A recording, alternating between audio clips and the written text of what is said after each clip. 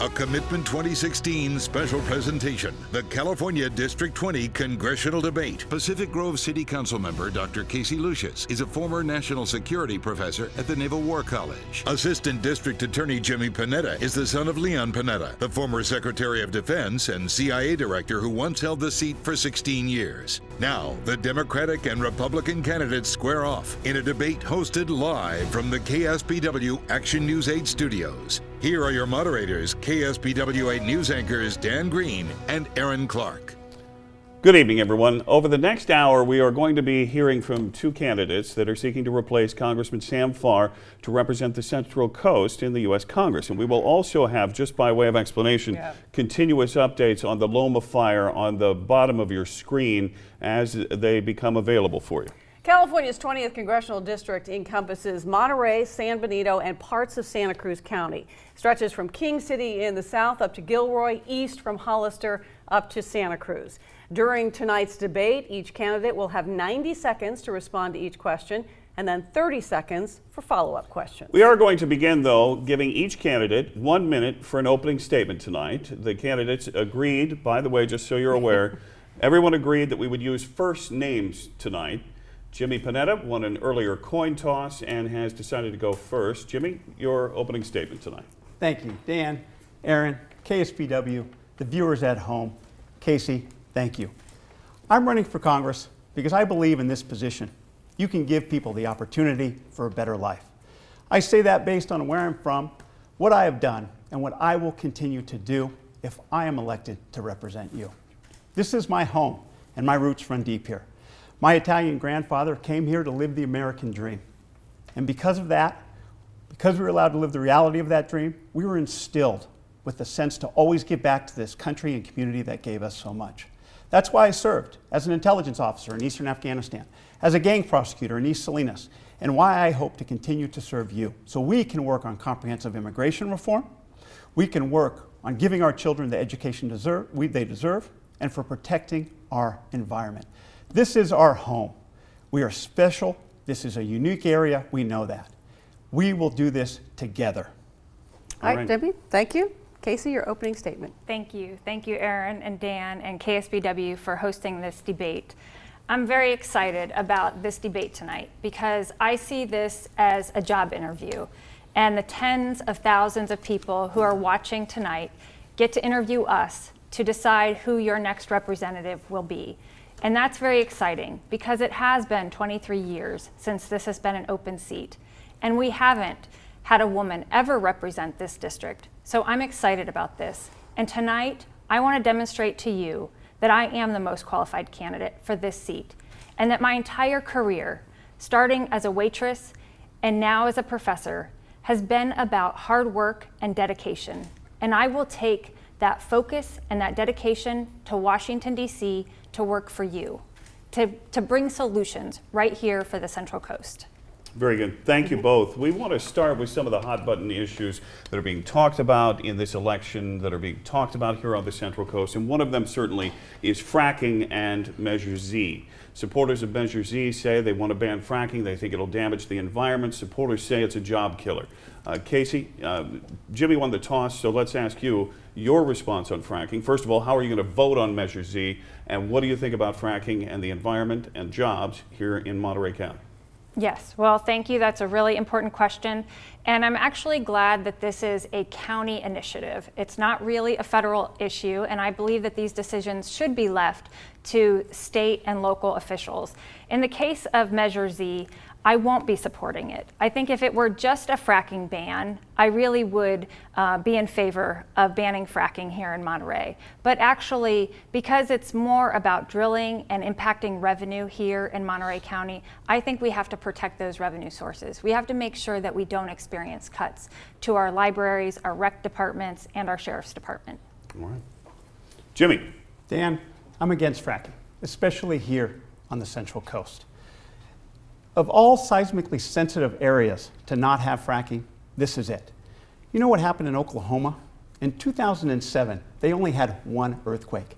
In 2015, because of the fracking industry, they had over 900 earthquakes. The USGS finally had to come in and tell them that's exactly what's going on. So I'm against fracking, especially here on the Central Coast. What about Measure Z? Look, if Measure Z had just fracking, I'd be the first to be all for it. Okay? But I think people who are going to vote for it need to read it, need to understand it, and need to know exactly what it entails.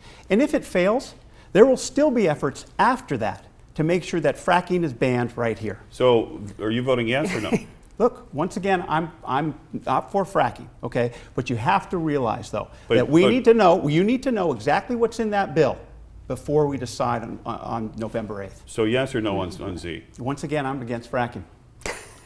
Aaron? All right, we're going to move on to the next issue. We're not going to get that an answer on that. Affordable housing. It is always a huge issue on the Central Coast.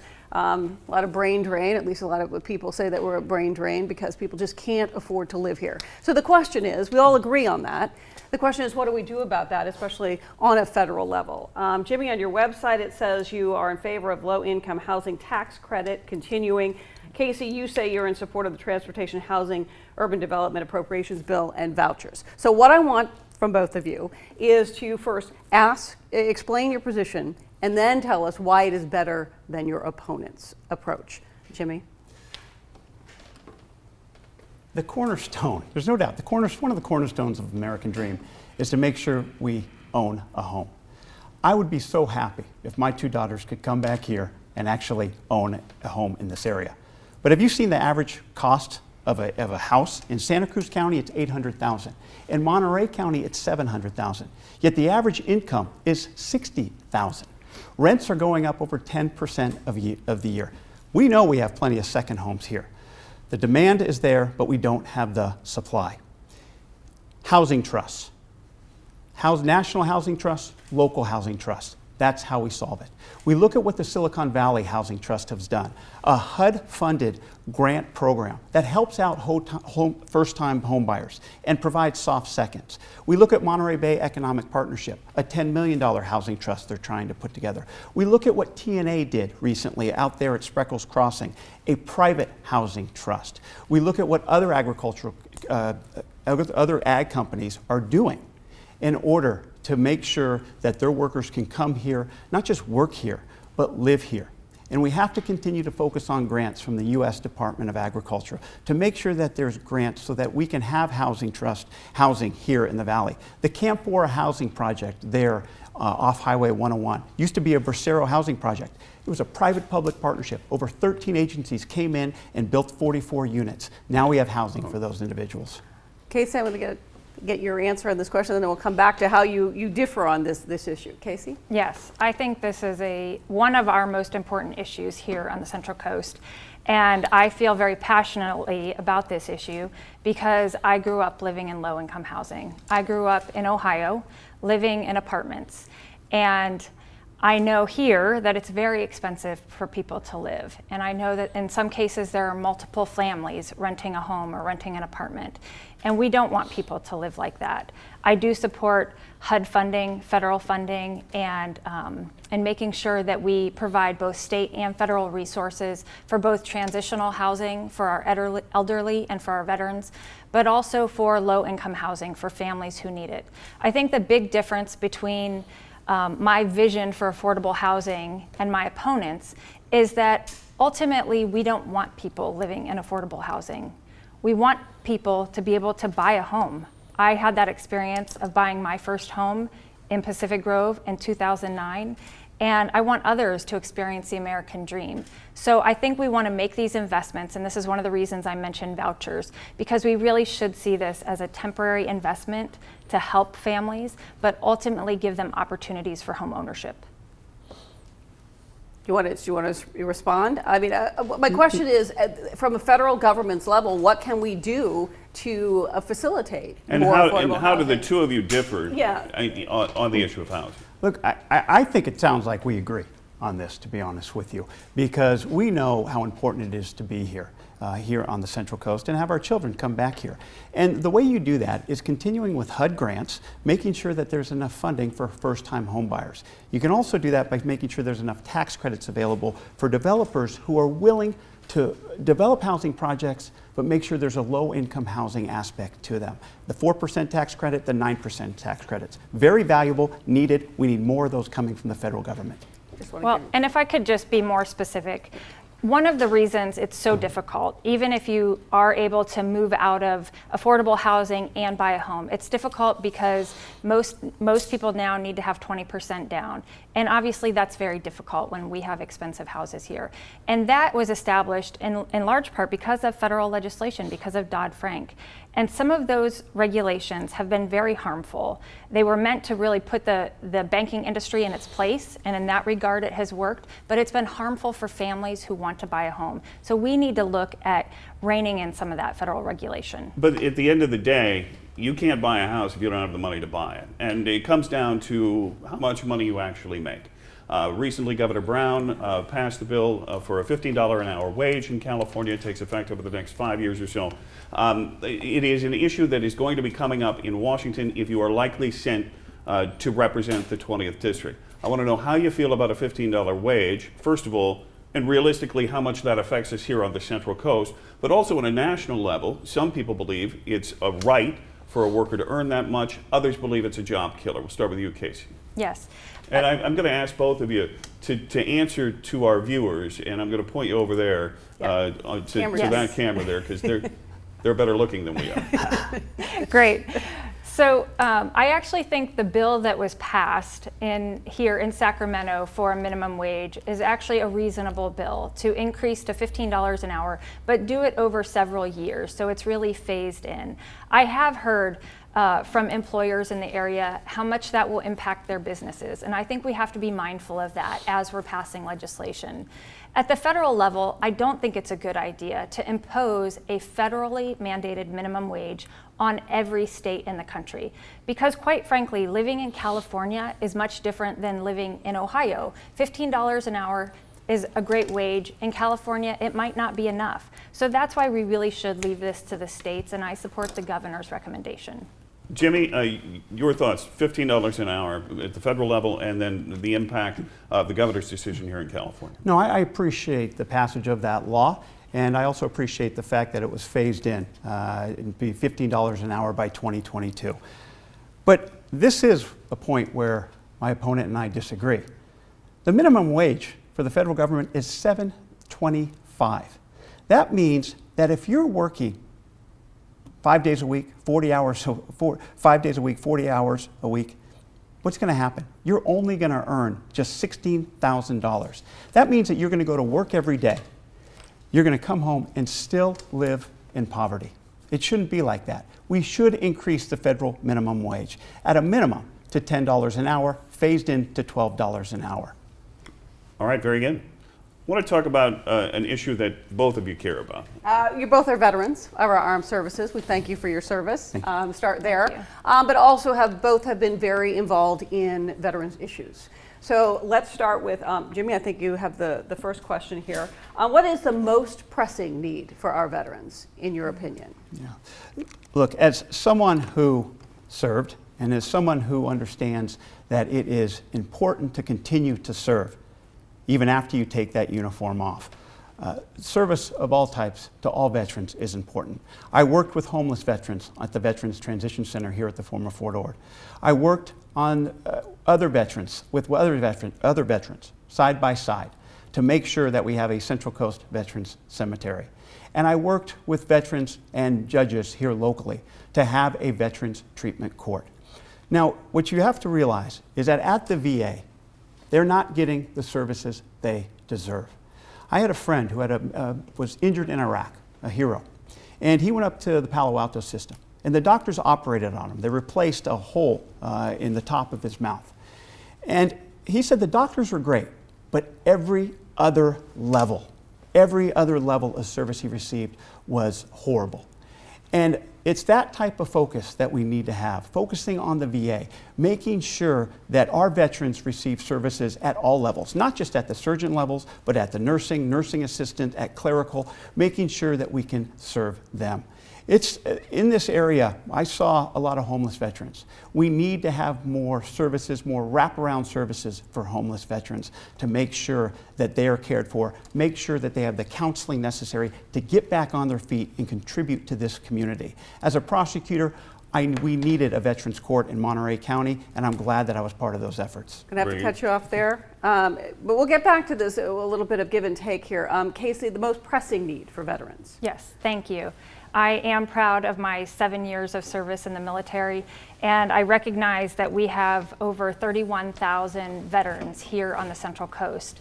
And of those 31,000, about half of them are over the age of 65 and about half are under the age of 65. For those who are over 65, they're primarily looking to health care and making sure that they have their health care needs met. For those under 65, they may need something different. They may need job training or transition assistance or access to education. And I think when we're talking about reforming the VA, we need to look at these different categories of support, not just physical health support, but also meeting the needs for mental health, also meeting the needs for education and for job training. And that's an important way that we can reform the VA. And I actually think that we need to look at this holistically. We can't just build a cemetery or create a veterans transition court and think that our problems are going to be taken care of. We really need to look at this at the federal level holistically for all of our veterans. So privatization in any form for the VA, yes or no? Jimmy? No? Well, look, if there's a line and you can have the access to go to a private doctor, the ability to go to a private doctor, then yes. But no, the VA needs to remain public. Casey? I say absolutely. And I'll give you an example. TRICARE is a good example of this. So TRICARE is the health coverage for active duty and retired military professionals. And TRICARE allows that option to go to private hospitals, private doctors. And it actually works very well. And it makes sure that they have access and have the best coverage. So I think if we can provide that to our veterans, especially when the VA is falling short, then we should do that. As you may know, we asked many of our viewers on KSPW to go to our Facebook page, ask them to submit some questions for the candidates, and Aaron's got one of those questions. We want to read it now. So this comes from Mike Clancy of Salinas, and it's on the future of Social Security. So how should Congress, this is a big question. We could probably spend the rest of the 45 minutes on this question, but how should Congress address the long-term viability of Social Security? Do you support reducing the cost of living adjustments? And will this have an adverse effect on the well-being of our seniors? Casey, I think it's Yep. Casey's Casey? turn. Great, yes. Social Security is obviously very important to our senior population, and it's a fund that we have to protect. Unfortunately, we don't have enough people paying into Social Security. When Social Security began, we had 45 workers for every one person who is retiring and receiving those benefits. Today, it's only 3 workers per one beneficiary. So we need to figure out how we can not only get more revenue into the Social Security fund, but then make sure that that fund is protected so that it can't be dipped into for other federal spending. I do support President Obama's proposal to adjust the cost of living allowance. In fact, the proposal doesn't adjust retirement rates, it doesn't cut benefits, but it does look at cost of living and basically link it to CPI. And I think that's a reasonable way that we can look at reining in costs. I want to throw in a real quick question because of the topic at hand right now. We have a major fire burning in Santa Cruz County right now. We have what will become the largest fire in terms of cost in U.S. history right in South Monterey County right now. If you were elected and you were in Congress at this moment, what would you be doing? Where are we going? Jimmy? I think you want to let Jimmy answer Social Security first. Your call. You want to go to Social Security? Go ahead. Let me just respond. Look, I think Social Security clearly is important. It's the foundational form of income for people who need it most, hardworking Americans and our elderly. It's a principal form of insurance for those who need it most, people who have accidental death or major accidents. 60 million people receive Social Security each month. 1 in 5 of those people, it's their only form of income. It needs to remain social, it needs to remain secure, and we can make it solvent not by privatizing it, not by raising the age, but making sure that we look at the caps and what we pay into it. Right now it's about 6.2% for $118,500. That means that someone who makes that much is paying just as much into it as Donald Trump. That should be changed. Now, in regards to the fires, Dan, if I may go on to that. Please, go ahead. Thank you. We're on the right. There you go. I apologize for jumping ahead on you. Go ahead. Don't worry about it. Look, in regards to the fires, the first thing we should be do is echoing the sentiment of all the signs that we see on the road and thanking the firefighters that are out there day and night keeping this community safe. Thanking the family of Robert Regan, the 35-year-old bulldozer operator who lost his life out there at the Soberanis fire. In regards to the fires themselves, it's difficult to sit here and play, I don't know, backseat the armchair quarterback and tell them how to fight it. I think we should be looking at what we can do beforehand and afterhand. The Soberanis fire started in Garrapatta Park. I spoke with a lot of people who hiked that park before that fire. They said they saw fires all the time. They said they saw people who weren't there to hike, were there to do other things. What that means is that there needs to be more enforcement so that we can prevent the fires before they happen. We're not going to be able to stop all fires, there's no doubt about it. But let's at least have more enforcement there so that people know they can't be doing things that create a tragedy like we're seeing right now. But we also got to realize what's going to happen after the fire. I was out in Carmel Valley. I visited one of the burnout zones. The ground there, the dirt, the trees, the wood that's there, it's very fragile. If we have another El Nino or an El Nino coming up, there's going to be a deluge of debris and erosion that's going to happen. And so we need to think about what we can be doing after fires, not just before, but after as well. Casey? Thank you. I believe the question specifically is about, if I were in Congress, what would I do to address these tragedies? And I think it's particularly important for your federal representative to be working with FEMA. FEMA is a federal organization for emergency management and emergency assistance. And one of the things that they do is they provide housing assistance and rental assistance for those families who are displaced as a result of a fire. I would also be working with the U.S. Chamber of Commerce, because the Chamber of Commerce works with businesses who are impacted as a result of a crisis. So for example, the tourism industry in Big Sur, and maybe now even in Santa Cruz, will be impacted as a result of this fire. And so working with the U.S. Chamber of Commerce to make sure that our businesses get the assistance that they need is an important role that I would play. Dan? Go ahead. In regards to FEMA, unfortunately, the amount of damage that happened, and we feel horrible for the 57 or 58 structures that were lost there in Palo Colorado Canyon. But the amount of damage is not going to qualify for FEMA in the Soberanis fire. Therefore, we need to rely on American Red Cross as well as our state agencies to help those people out as well. Go ahead, Casey, real quick. No response. You're good. Okay, I'll tell you what, we're going to take a brief break. We're going to be back with more as we move into other issues, particularly some national issues. We're going to talk about immigration. We're going to talk about healthcare. More as we continue here on this special edition, our Commitment 2016 Congressional Debate.